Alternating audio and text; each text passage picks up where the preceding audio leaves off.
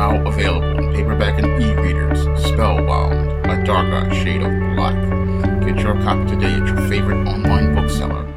When I was producing my video series regarding the Spellbound Negro and promoting my new novel Spellbound, I got a comment from one of my biracial viewers, which I found to be quite disturbing and appalling regarding the way she was mistreated by pro-blacks.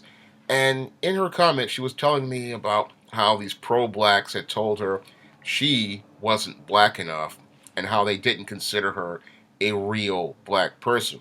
Now, this is par for the course with your pro-black, and what most biracial people need to understand is that your pro-black is one of the most dysfunctional individuals in the room, and you should take their opinions with a grain of salt. When it comes down to this pro-black, they're the ones who want to sit there and be the gatekeepers of the black community and and control the black culture. They want to be elites who are considered the talented tenth, who pretty much dictate what the standards of blackness are. And the reasons why they want to dictate what the standards of blackness are is because they want to achieve the approval of white people. And when it comes down to this pro-black, you will not meet an individual who is more desperate to get the attention of white people than anyone else out of everywhere, out of the whole black community. This is the guy who was sitting there in his Made in Taiwan dashiki and kufi, pumping his fist, and all the while sitting there talking about all this pro-black stuff, how we need to support each other, how to build each other.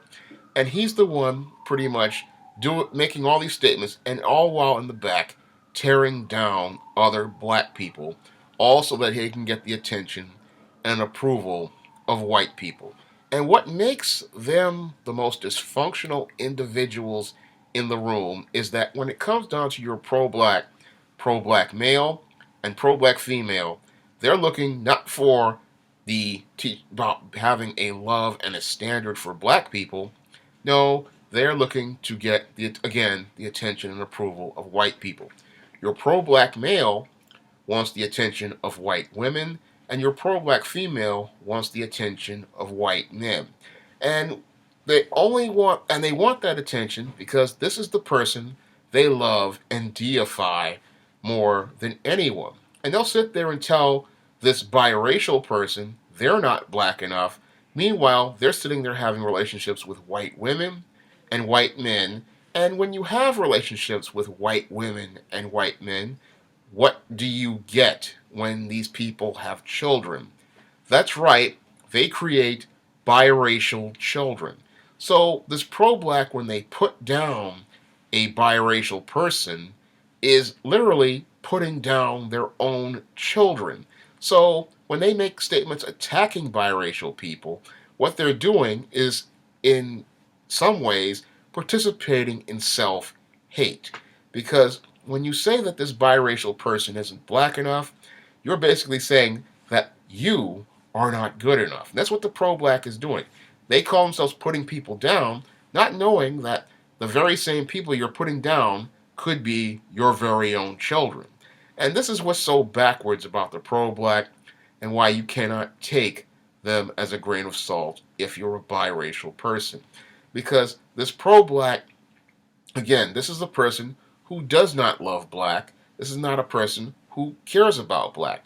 This is, in many cases, a person who is looking for the approval of others and looking for the attention of others, and their whole exterior is a way of trying to get the attention of those white people they deify and love so much. They really want white people to like them, and they want to get more attention, so they dress in these ostentatious ways with these afros, with these dreadlocks, with these kufis and dashikis, and these other Afrocentric outfits. And they look to put down biracial people because they think biracial people are going to get more attention from white people by just being themselves. So whenever you hear one of these pro-blacks tell you you aren't black enough, ask them who made you the barometer of blackness. Because what that pro-black is trying to do is trying to exclude you from your own community.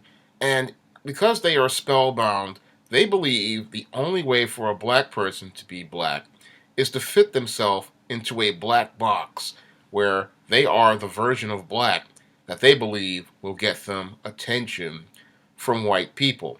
You, as a biracial person, are black, and you have a right to be the black person you want to be, not be told what type of black you should be. Because this pro-black does not set the standard for what black is. When black people went out to fight for civil rights during the civil rights movement, many of the leaders of the black community were biracial people. And many of the people who led the civil rights movement and supported it were biracial. So you have just as much right to say that you're black as anyone else, because during Jim Crow and during slavery, the biracial person had a major role and had major contributions to black history and black culture. So never let a pro-black tell you that you aren't black enough, because if we go throughout history and we look at all of the biracial people who had a major contribution to black history, we can see the role biracial people had in the black community and how they pretty much were an essential part of movements such as the civil rights movement and black politics overall. So when you listen to this pro-black, again, take him with a grain of salt, because they are not the barometer of blackness. They don't tell you what black is. You define what black is, because you are a major part of black culture as well. That's all I have to say for this video. You can comment, rate, and subscribe.